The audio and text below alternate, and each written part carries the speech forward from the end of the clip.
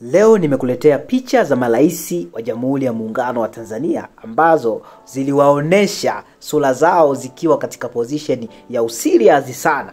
Sasa utaniambia picha ya rais gani ambayo imemuonesha katika position ya userious zaidi? Haya, tukianza na sura ya Julius Kambarage Nyerere. Kama unavyoiona hapo sura yake akiwa katika position ya userious zaidi. Mwingine ni Ali Hassan Mwinyi. Naye kama unavyomuona akiwa position ya userious sana.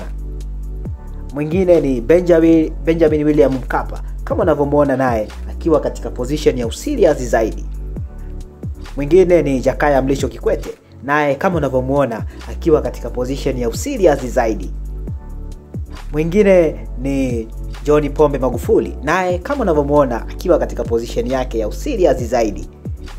Mwingine ni Samia Suluhu Hassan. Naye kama unavyomuona katika position ya userious zaidi. Sasa niambie, ni picha ya rais gani ambayo imemuonesha sura yake akiwa katika position ya userious zaidi kuliko rais yoyote yule?